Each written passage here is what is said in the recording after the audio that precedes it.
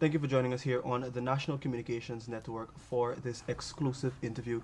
I have with me in studio the Ministers of Labour and Education, the Honourable Joseph Hamilton and Minister Priya Manikchand. Ministers, thank you so much for joining me this evening. Well, thank you for having us. Pleasure. So we're discussing the Guyana Teachers Union's illegal strike action earlier today. Now, Minister Hamilton, if I can start with you, some of the teachers participated in today's strike action that was orchestrated by the Guyana Teachers Union. Can you, and you're on record as we know, as describing this strike action as illegal. Why is it described that way? Okay, so the GTU and the Ministry of Education is not any different partners than any other employer and employee, a representative union. So that's the first point. Some people try to make it out like it's a special case. Mm-hmm. It is an employer with employees, and they have a representative union. So from the Ministry of Labour standpoint, we treat all employer-employee related matters similarly. So these two parties are engaged in trying to resolve several matters. Some the employer, they have started to resolve. So there is still an engagement, there is still a conversation. Sometime last year, September, GTU wrote me and copied to the Chief Labor Officer requesting conciliation. The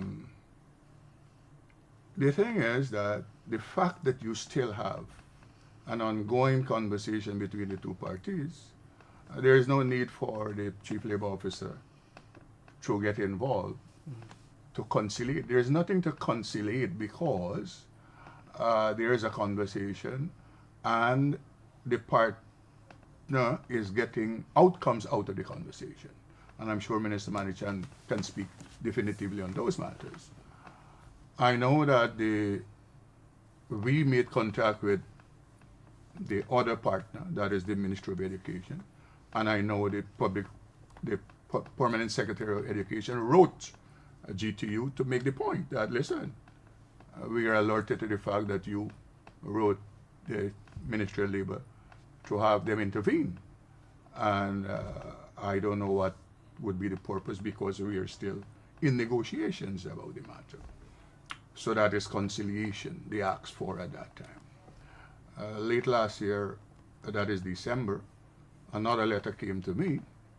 This time they moved from conciliation, that is Coretta MacDonald signing on behalf of the GTU, and seeking to have us put in place the mechanism for arbitration.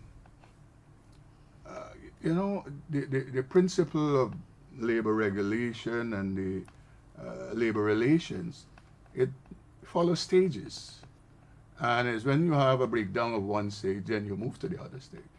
So you couldn't start from we having a negotiation, the two partners, and then you jump to reconciliation and arbitration, asking for the Chief Labor Officer and the Ministry of Labor to. The other important issue is the issue of arbitration is an agreement by both parties. Yeah. One party can impose arbitration on the other. So it is the two parties, they have to, if everything fails, then you go to that final stage of bringing in arbitrators to deal with the matter finally. And it is so structured where both parties are allowed to select a person, and then the chairman is appointed by the Chief Labor Officer.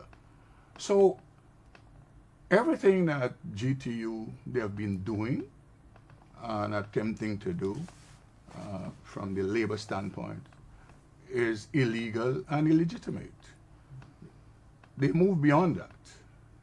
When last week we have information that suggests that they were traveling around the country, intimidating teachers. In one instance, in Linden, at a meeting, one of the labor leaders, executive, said to teachers that they will strip them, whatever that means, if they refuse to join the strike. And so I had to do a Facebook post making the point.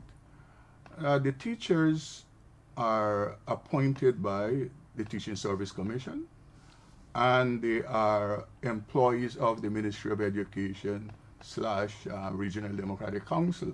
That is, those two agencies, that is the employer of teachers. The teachers don't work with the GTU, so they can properly threaten teachers about basically stripping the interpreter to mean that they will ensure people can get promotion and all of those things and get demoted. And so that was the kind of, that is what they were doing, that the type of information. And so I sought to speak to teachers to make this point, that this strike, if it go ahead, will be illegal. And as an employee, you will suffer consequences because you will be abandoning your post.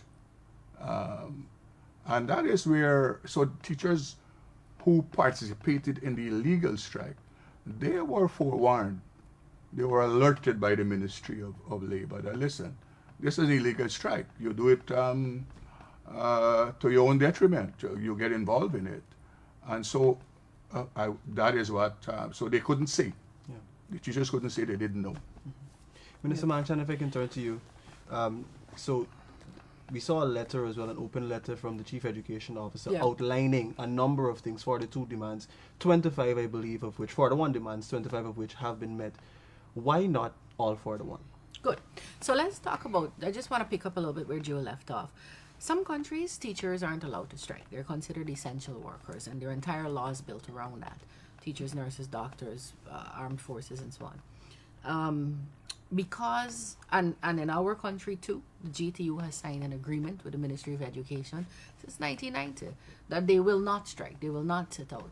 And the purpose of that we have those rules is in the world is because, you know, these are services, essential services that deal with vulnerable populations. In the case of a nurse, or a doctor, it's people who are sick. In the case of teachers, it's children who need supervision and guidance and teaching and so on. And so that's why those rules came about. And as Joe said, to have initiated this process, talks had to break down. So here's the thing about that. We came into office in 2020. We were given this document for a multi-year agreement. First of all, there's no obligation on the part of the government to do any multi-year agreement. Bharat Jagdeo, as president, and in his wisdom, with a view to serving teachers, entered into a multi-year agreement with the Guyana Teachers Union to serve the teachers of the country. And that has been renewed and renewed over and over again. And new things added and so on. But what we did here, when they gave us that, it had 41 demands. 41 demands that the GTU said would be, if you grant us these things, teachers' lives will be better. So that's what they said. In writing, I have it here. If you give us these 41 things, teachers' lives will be better. We have met 25 of those demands. And 25 of their demands, and we have granted and done 28 other things, taken 28 other actions, some personal, some professional, and I could go through those if you want, that are now inuring to the benefit of teachers. The ones that we didn't do, two are for GTU executives. They want duty frees for themselves, not the teachers, for themselves. And two are unlawful, and we're talking about the rest. Talking is where we have been, and that's how we reached the 25 in the first place. Last Wednesday,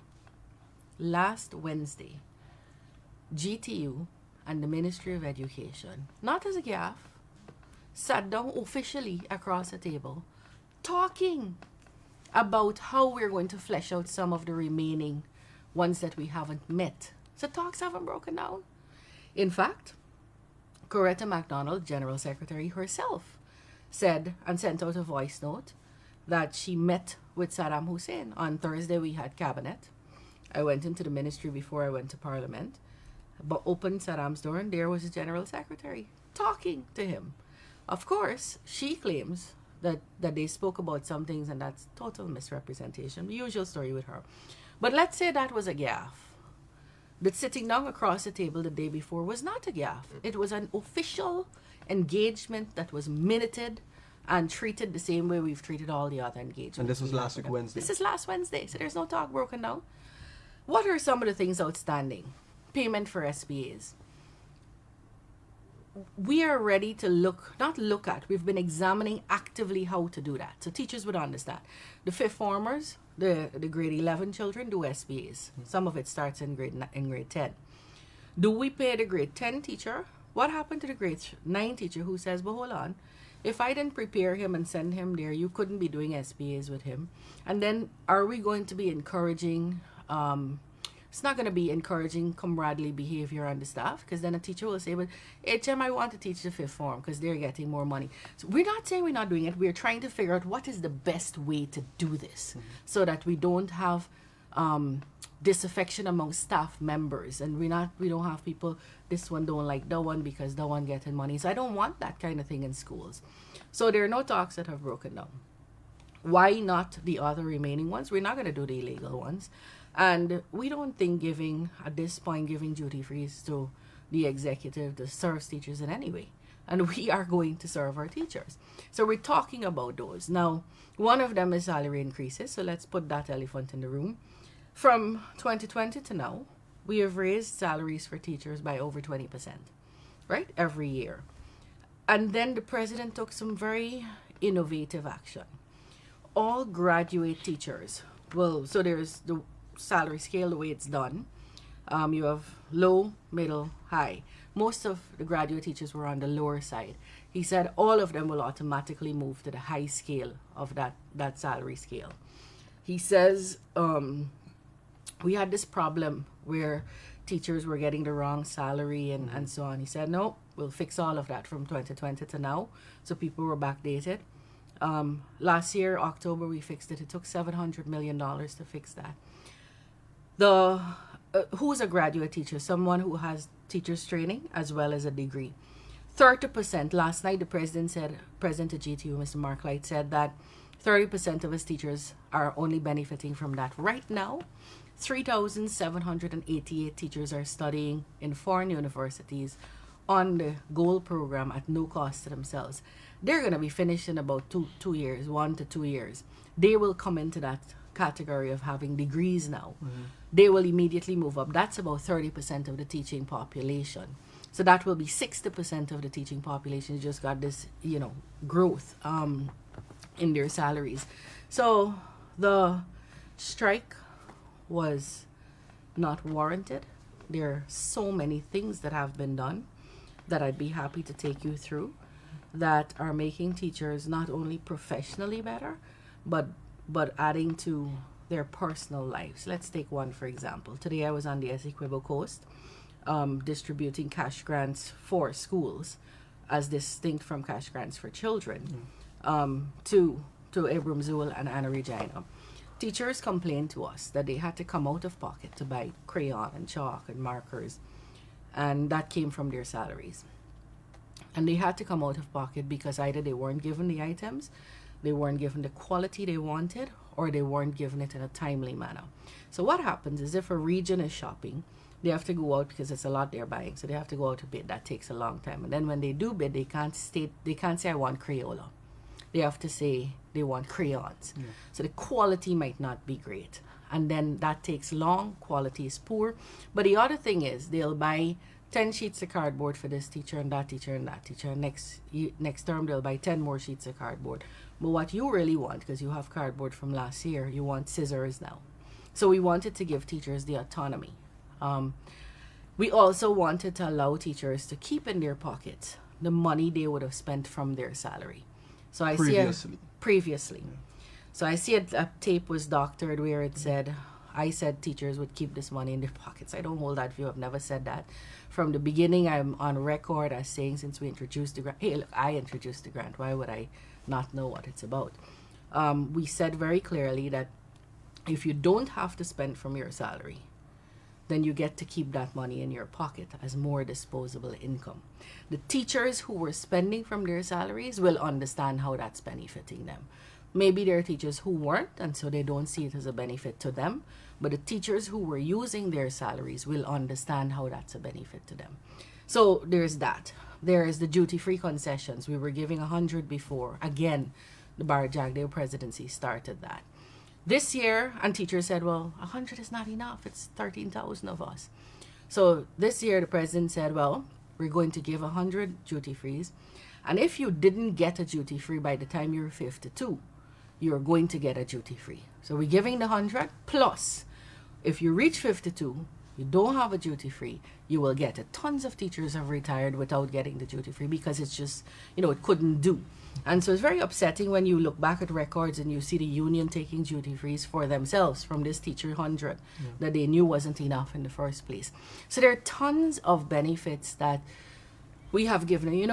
I spoke to teachers today, and teachers are saying, I know you are doing this and this and this for us, but we want X and Y and Z, which is fine. Fair calls.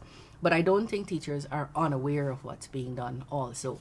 Teachers who have children in school are getting textbooks for their children, their own biological children or guardian children that they're warding. They're going to get a cash grant just now for each child at $45,000. They're getting children in grades 5 and 6 will be getting breakfast. Grades nursery to grade 2 are getting fortified juice and biscuits. So it's tons more things that when you put them together, it's supposed to make the life of a teacher easier.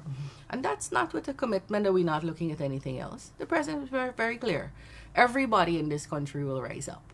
He just has to do it in a way that is sustainable, because we could all get popular right now and give everybody everything they want, and then you can't sustain that. And when you can't sustain it, the same people get hurt, and their children and their families get hurt. So we have to be very, very prudent, very careful, and responsible. It's very easy to be popular and say, we're going to give you everything you want.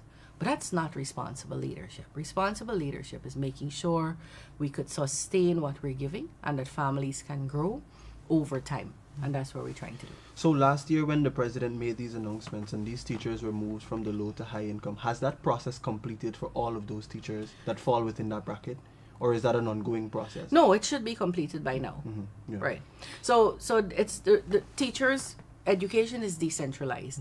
So Georgetown runs the education district of Georgetown, and the regions run their own districts. So sometimes things take a little bit slower from a really far off region. So a teacher way up in Monkey Mountain might take a little bit longer to get a benefit.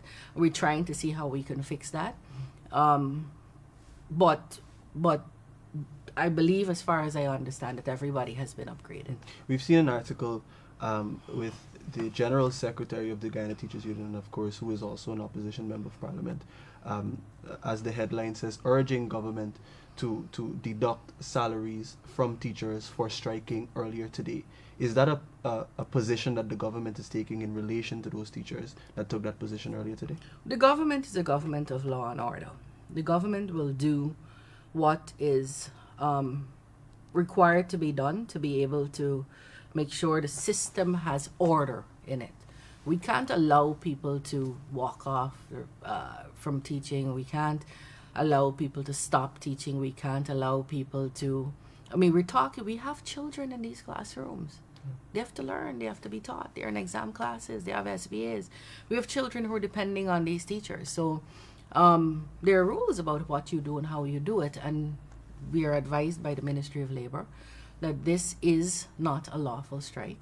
And there are consequences when there's not a lawful strike. So yes, the intention is, which we said before, that if persons break rules, there will be penalties for those rules. So, but it's interesting to see the General Secretary of the Union boastfully urging the government to do that. Minister Hamilton, if I can turn to you for a quick second, as sitting at the helm of the expert agency responsible for labor laws, can you tell us what course of action should be taken by the Guyana Teachers Union and any other union that seeks to resolve their issues, the legal and lawful action that should be taken? Well, the union, if they really want to represent teachers, they must go back to the table of discussion. That is where the matter will be resolved. And let me go back to make this point. It's not the first matter since I'm minister, the Ministry of Labor, we have had to deal with as regards to contending parties, employer. And, when I came in as minister, you had 5 years where companies were refusing to sit at the same table with the union.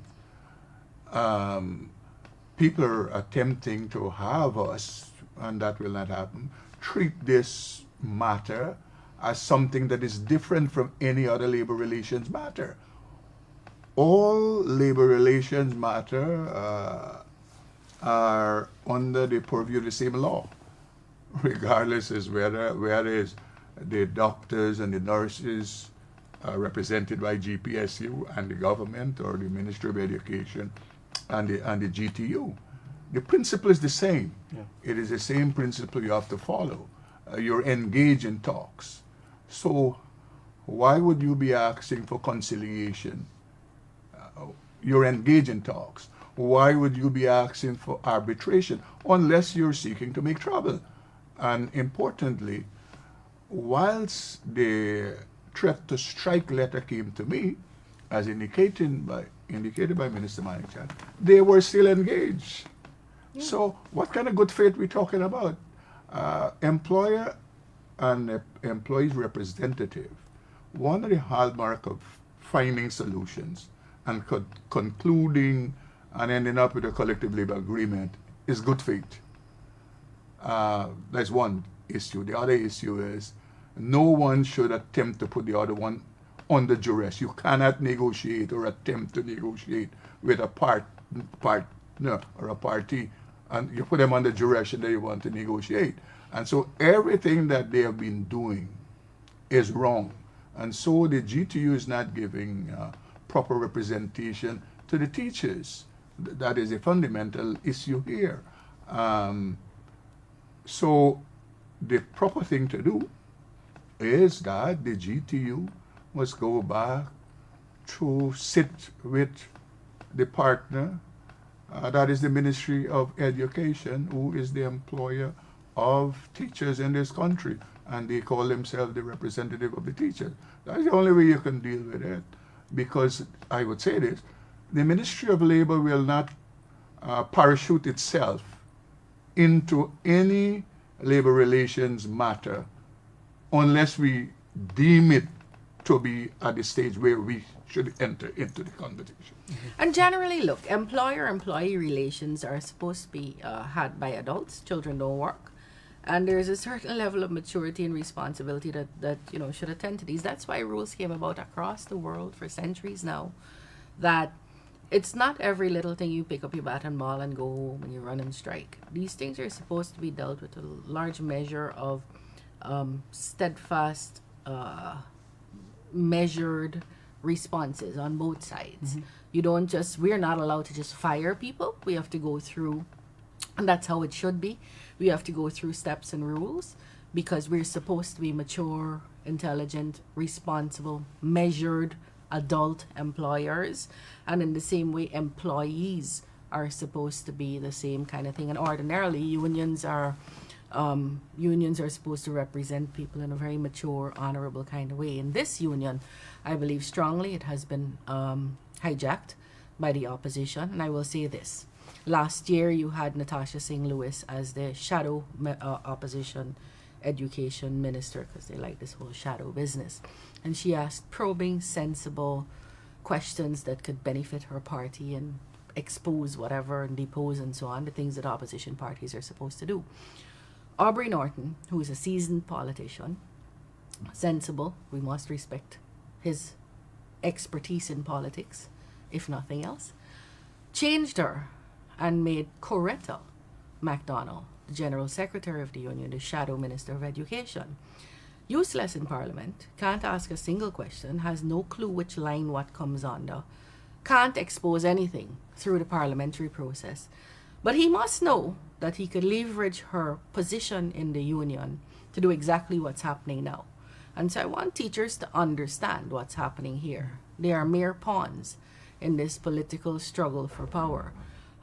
Unions should never do that. Should never do that, because they are historically formed by great intentions and really honorable purposes and so on. So this one here, let's understand it for what it is. But Minister, I want you to, before we conclude, point out some of the things that the Ministry of Education has done from that 4-to-1 demand list that they have already implemented for the benefit and development and improvement of our teachers across the country. Yeah. So I can tell you some of the things that we've done, and that we are continuing to do. But teachers being paid for training, teachers being able to travel out on flights rather than buses, teachers getting a whole host of 4-to-1 things. We should put that list out.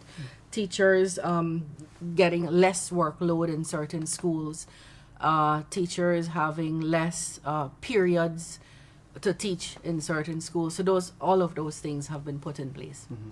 As we conclude our conversation for this evening, ministers, just your closing remarks on how we go forward and how the ministry is looking to go forward. I'll start with you, Minister Manikchand, and Minister Hamilton. So I'm very pleased that today, while I'm saddened that we had disruptions because some schools were disrupted, by and far the majority of teachers turned out across the country.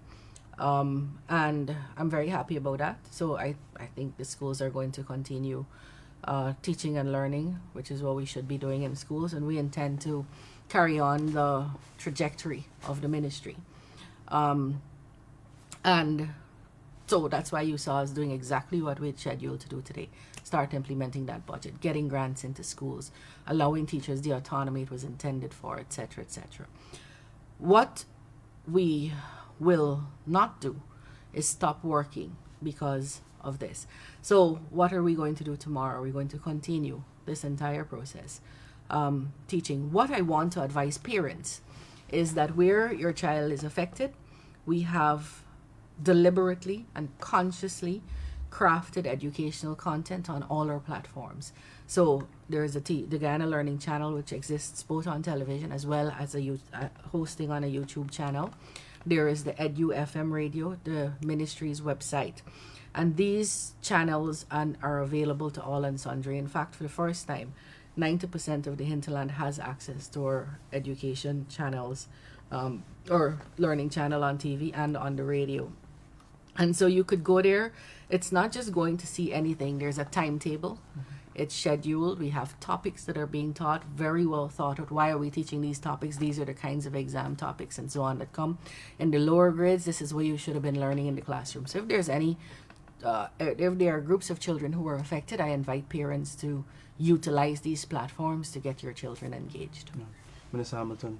No, let me close by making the point, reiterating that the strike is illegal. The strike has no basis. There isn't a breakdown of talks. And so they're trying to have the Ministry of Labor trust itself into the matter. That time is not here. The two parties are still discussing. And I'm saying this also, that the engagement with the two parties are similar to any engagement with any two parties in labor relations. As regards the teachers, I would say this to them: you were forewarned, you were advised by the Ministry of Labor that if you remove yourself from your work and you abandon your post, then whatever consequences is doled out by your employer, you're the ones who brought it upon yourself. So you have no one else to blame but yourself, because the authority on labor relations advised you that to follow your union, the executive, and to go down the road of an illegal strike. These are the consequences. We would hope that the GTU, good sense prevail, and they would go back to have a conversation, the Ministry of Labor, if they really care about teachers. Ministers, I want to thank you so much for spending the last few minutes with me, detailing and breaking down this matter for all and sundry, for the nation in general. Thank you so much. Well, thank Pleasure. you. I've noticed that you're very well informed on your interviews, so, and that's really, really admirable Thank for a you. young I try person. to be. I try to be.